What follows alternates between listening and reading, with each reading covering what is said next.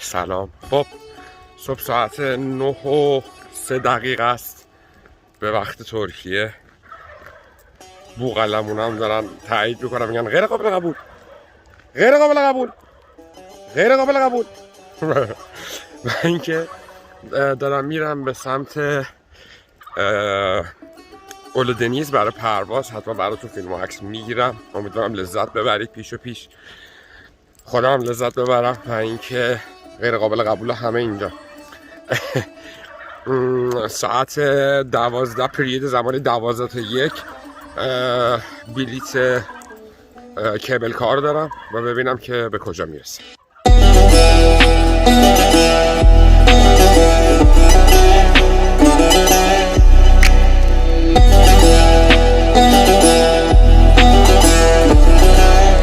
بالاخره اومدم توی کیبل کار و ساعت 11 شروع میشه. الان ساعت 10:44 است و بعدش دیگه حرکت میشه.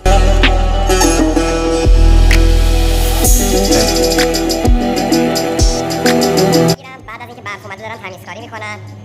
خیلی سر تمیزه. اوکی، دمتون گرم. خب بریم کافه تا اینکه هوای خورده بهتر شه براتون بگیرم، کیسه سر نخورم. اوکی، تون کنم یه دوره یکم از اینجا.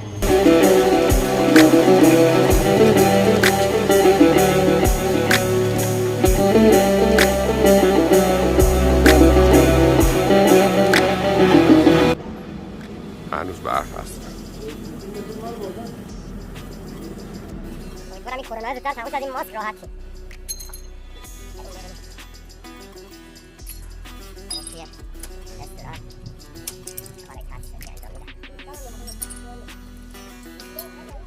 Hi. Morning. Thank you. Thank you.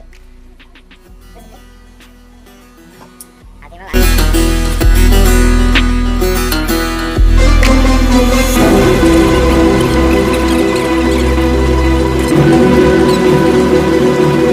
تیکاف اونجاست. حالا میرم یه قهوه بخورم، انرژی بگیرم. خب تیکاف 1700 متری به خاطر برف، بارش برف تعطیله و ما مجبوریم از 1200 متر تیکاف کنیم. ولی خب اینجا هم خیلی قشنگه و اینکه دوست دارم حتما ببینید چه تیکاف زیبا و خوبی. عالی، بالتون هم هیچ وقت خراب نمیشه.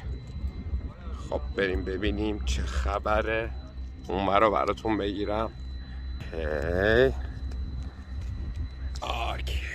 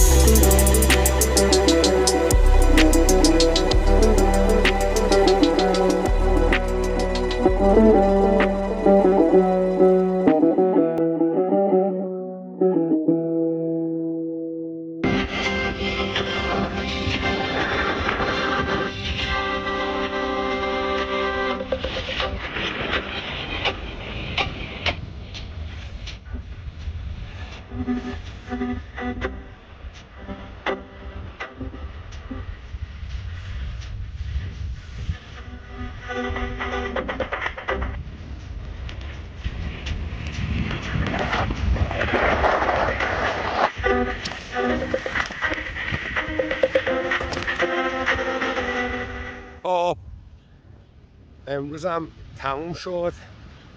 یه پرواز خیلی خوب و دوست داشتنی کنار مدیترانه زیبا. امیدوارم که از ویدیو لذت برده باشید. خواستم تو این حس خوب شریکتون کنم. فعلا چاو چاو.